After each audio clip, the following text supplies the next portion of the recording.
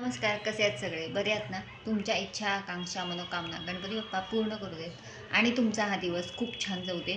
तर आज आपण नाश्त्याचाच प्रकार बघणार आहोत आणि आजचा नाश्ता खूप इझी आहे आणि गव्हाच्या पिठापासून आपण आज एक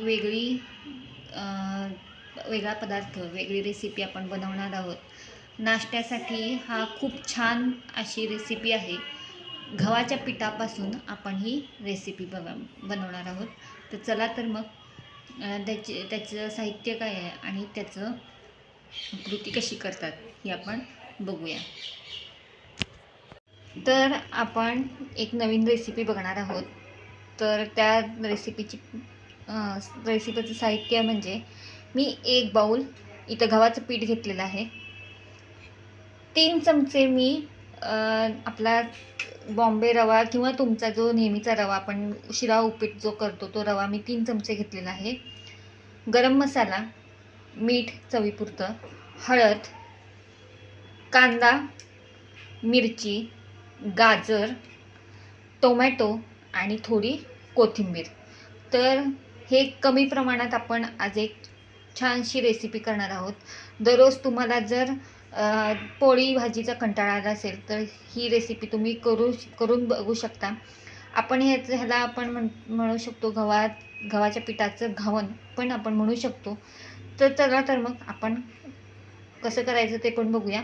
तर यामध्ये मी गव्हाच्या पिठामध्ये रवा, नंतर गरम मसाला, थोडी हळद आणि मीठ घालून हे बॅटर मी बनवून घेणार आहे. तर मी आतमध्ये आता रवा घालते. त्यानंतर हा गरम मसाला आहे. आपण गरम मसाला घालूया. त्यानंतर थोडीशी हळद,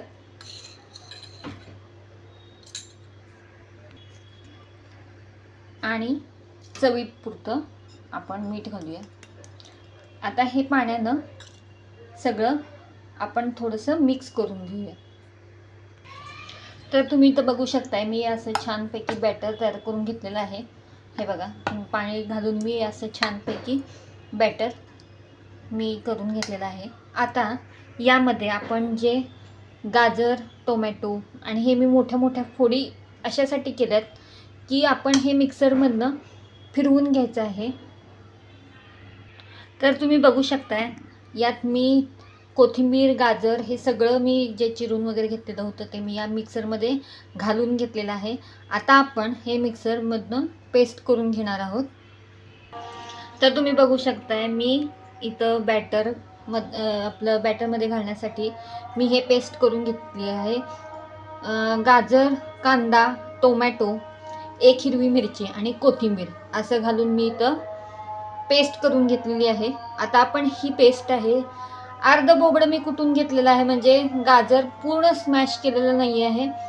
तर थोडंसं अर्ध बोबडं मी वाटून घेतलेलं आहे. आता आपण हे वाटलेलं वाटण आपण बॅटरमध्ये घालून घेऊया. तर तुम्ही बघू शकता मी वाटण या बॅटरमध्ये घालून घेतलेलं आहे. आता आपण हे सगळं एकत्र करूया. तर करायच्या आधी थोडासा मी चिमूटभर खायचा सोडा घातलेला आहे आणि अगदी चिमूटभर घालायचा, म्हणजे आपलं घावन खूप छान होतं. तर मी हे सगळं मिक्स करून घेतलेलं आहे.